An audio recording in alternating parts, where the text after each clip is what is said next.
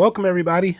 This is MagMongoSlade. Today, we're going to talk about Triple H's comments about free agents and how it ties into what's going on with the Tay Twins and Tony Khan. So, Triple H went on, I guess it was Logan Paul's podcast. I posted a clip of it, but I ended up finding a transcript of the longer comment that Triple H made about free agents in pro wrestling. And he's been asked about, not being able to sign a couple of free agents, guys like Jay White and guys like Will Ospreay. Contrary to popular belief, he didn't say anybody's name. Most people just kind of assumed he was talking about Will Ospreay. But this is what Triple H said in, the full transcript. He says, "I get reports on everybody. I know who is out there. I know how good they are. I know what their potential is. I see what's out there. I don't subscribe to this guy says they're good. That guy says they're good. I have to see it. It's just keeping track of who is out there and what they can do. Because they succeed someplace else doesn't mean they'll succeed at the big time. How many players go from college football at a high level and fail in the NFL? It's massive. It's a different game, a different world. If they're not here to be all in on this, when I see people coming out of trying to make it, and then they pick a job where, well, they work less, the schedule is lighter, then I'm like, I'm glad I didn't pick you. If you're not in it for the grind, at that point, early in your career, you have no business being here." A lot of people got upset about this. They started saying, "Oh, how dare you think that wrestlers should grind?" It's like, well, come on, man. I get it.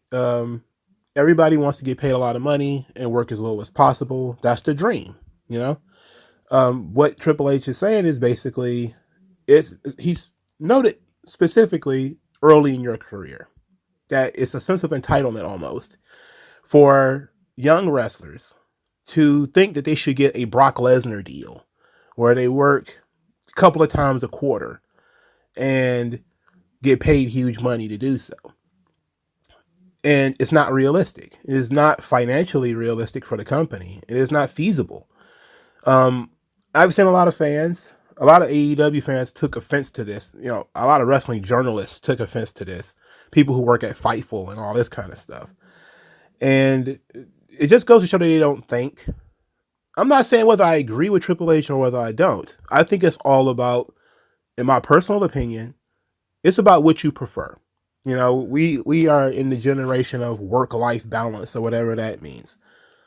In the past, guys were all in on the grind. 300 days a year, 5 or 6 days a week, in and out of cars, in and out of towns, on and off airplanes.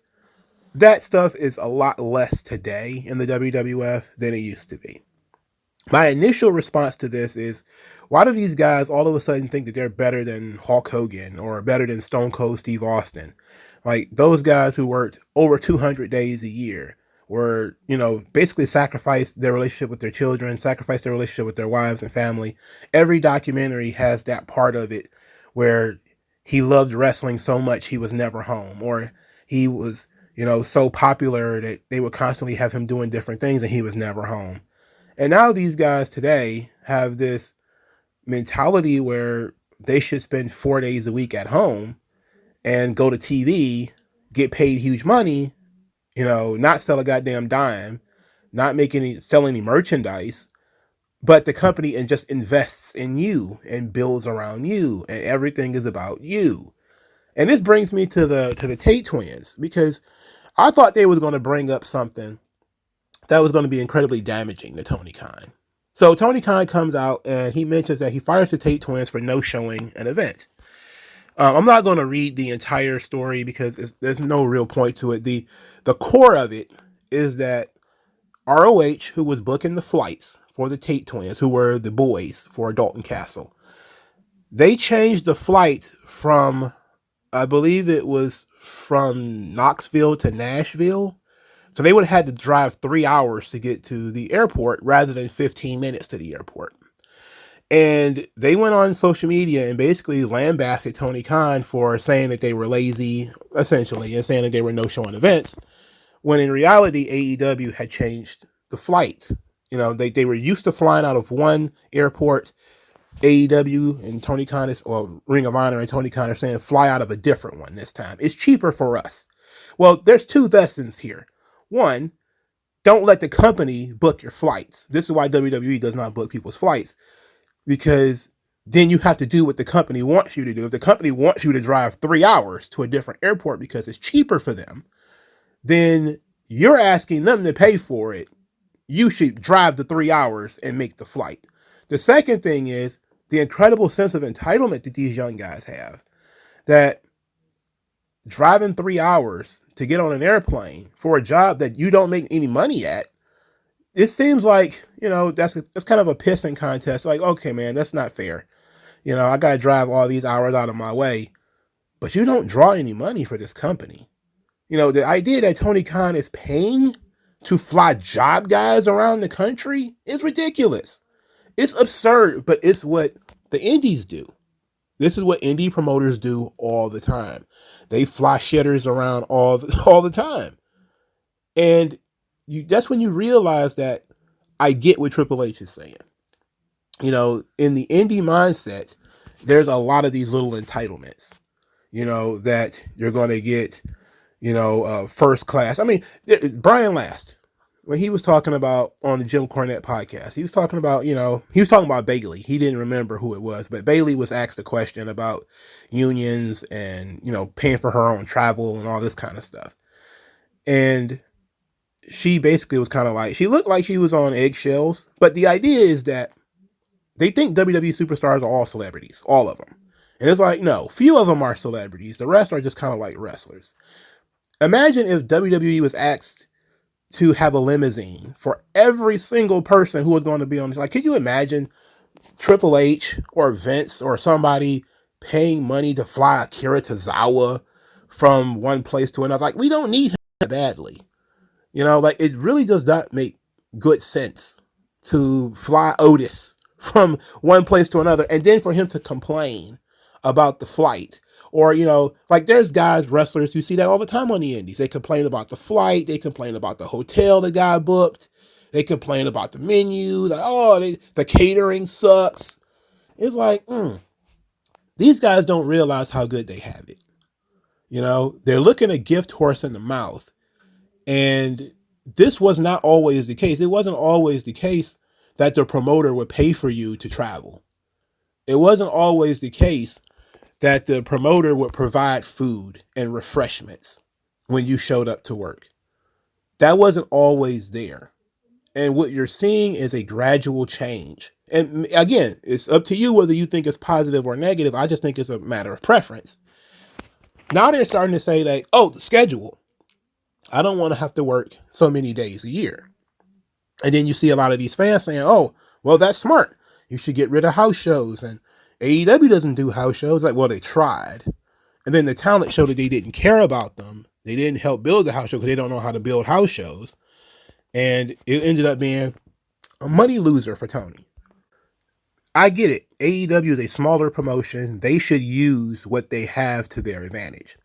Part of what they have is an owner with an almost unlimited pocketbook who doesn't really care if the company makes any money or not, who looks at all these wrestlers, especially if they're big in Japan or something like that, as if they're extremely popular in that niche wrestling space.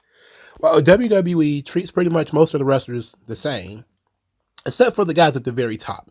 Guys like Roman, guys like Brock, they get to fly on the personal jets. There's just some people up underneath that, like, Cody and Seth and all them, where WWE may pay for them to have a bus. And that kind of thing. And you see that as an incentive. WWE sees all the stuff that these guys are taking for granted as incentives. It's an incentive for WWE to care so much about you being at an event that they're willing to pay for your flight to be there. Because they can assume that you being there is going to increase business. They care so much about you making it to the venue comfortably without your knees hurting, back hurting, whatever, that they'll pay for you to have a bus to get there. Those are incentives. Those are things that people earn over time through drawing money, through being popular, through selling merchandise. These wrestlers nowadays think that stuff is just supposed to come with the package. It's supposed to come with the job. You paying for me a flight out of my specific airport. It comes with the job. How do you expect me to be there if you don't pay for the flight? It's like, well, we don't really need you that badly. And it says a lot that the promoters are actually doing it, for some of these guys. Like back in the day, man, dudes used to just hang around the building hoping to get booked. Now you got guys who don't draw you any money going on social media trying to lambast you because you didn't pick a specific airport that is more preferable to them. It's like, brother, you guys are like freshly out of OVW. You don't draw anything. The show won't matter whether you're there or not. You should get on that airplane as quickly. I don't care where it is. If it's on the other side of the country, and you need to get on that airplane. But that's because I understand that the platform that these guys are being offered is worth so much more money than they are. But a lot of these promoters don't look at it from that perspective. They look at it from the perspective that the wrestlers are worth so much. But they aren't. There's just so many of them. You can literally hire local wrestlers. Like when you fly people in, they shouldn't be people who matter on your card. People you're going to pay them a lot of money. You're going to pay for their hotel room. You're going to pay for their flight. Hey, that better be somebody who moves some tickets. Because if you're doing it for every Tom, Dick, and Harry on your roster, your show is going to lose money. And so what Triple H is saying, look, you're young in the business. I understand how good people are. I understand how good other people say that they are. But you got to be in this thing for the long haul. You got to be willing to put in the time to get what you want. And what a lot of fans are saying, and what a lot of the journalists are saying is, how dare you? I even read somewhere that some guy said that this was a xenophobic comment because it assumes, because he was assuming that Triple H was talking about Will Ospreay, that Will Ospreay was on top in Japan all these years or whatever, and that stuff doesn't matter. It doesn't count. And Triple H clearly said in his comment, college football, NFL, all right? I'm almost willing to put all the revenue put together from every single wrestling promotion in Japan, include New Japan, All Japan, Noah, Stardom, Dragon Gates, all of them. Could put all of them together. Do they make more money than WWE combined? So that should tell you right there how they're operating on a different level. To get to the top of WWE and get those incentives and get those entitlements, you got to do more than just, well, I was a star in Japan. Because that's great. But Japan is basically a territory. We're talking about a global wrestling promotion here. You can't go from, I was in a high school musical, to I should be, a movie star. No, it's two completely different things. It takes two completely different skill sets. What Triple H is saying is, it takes a certain level of dedication and skill to get to the top of this company. If you want to go somewhere where everything you've already done matters, then yes, AEW is probably a better choice for you. You care about work-life balance? AEW is probably a better choice for you. It's not a negative. It is, some people are willing to put the work in, some people are not. And people are different. Some people have different relationships to their job. They have different relationships to their family. Somebody who might be a little bit younger, not have as many injuries, they don't have a husband or a wife or something like that, no kids, then maybe going on the road 300 days a year won't bother them that much. If you're 35 and you've got a family, maybe you don't want to, travel as much. It's a matter of preference. But what's not a matter of preference, what's not a matter of debate, is that WWE is the most recognizable pro wrestling company in the history of the world. And to get to the top of that promotion and to be able to make them money, you got to be able to do more than just, well, I want to work 1 day a week, maybe 2, and you pay for all of my travel. I mean, it's just not reasonable. It's not reasonable to ask somebody who you really haven't proven anything to invest in you to that degree. Because WWE does have house shows. And the house shows, they don't do big numbers, they do sizable numbers. But house shows are where they sell a lot of merchandise. That's why they keep doing it. There's a lot of people out there who say, well, just get rid of house shows. Nobody watches those shows anyway. Like, it's not about that. There are other reasons that they do house shows. They do house shows, again, like I said, to sell merchandise. They do house shows to work out the kinks, to give wrestlers an opportunity to hone their craft. Part of what the problem was in AEW is that a lot of their younger wrestlers didn't have any reps, so they didn't look any good. Meanwhile, the house show circuit helps you get better because you're working more often. Also can help between guys who don't have a lot of experience working against each other. They can work it out on the house show circuit, that kind of thing. There's a lot of unique uses for house shows. But I'm not here to make the argument for house shows. I'm here to say this. Companies are not going to change their business model to benefit a free agent, quote unquote, who thinks that they're some kind of big shot when they've never done anything. You know, we're not talking about, I think Mercedes is one of the people that you can say this is a debate between WWE and AEW. Because I think WWE would have given her a lot of what she wanted in terms of perks and entitlements and things like that. Because Triple H understands her. He knows her. He brought her in. He groomed her. All this kind of stuff. He understands that. But Jay White, Will Ospreay, two guys that he's never met until they come into his office or whatever. And look, they have every right to ask for whatever they want to ask for as part of the negotiation. But WWE is going to look at this and say, this ain't part of our business model. Like, our fans don't know you. They're not going to buy your merchandise. They don't know who you are, and they don't care, really. Most WWE fans don't give a damn what's going on in Japan. They don't care. They don't care what you did on the indies. They don't care. They don't know, and they don't care. Most of these people do not follow your entire career. WWE fan base, a lot of them are extremely casual. They only care about what they see you do right now. And these guys have never worked on TV before. AJ Styles got lucky. He spent 10 years on television.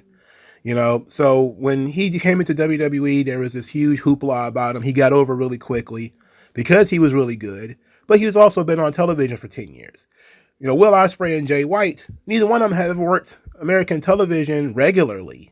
Now they're working American television pretty regularly. And you're being able to see what they can do.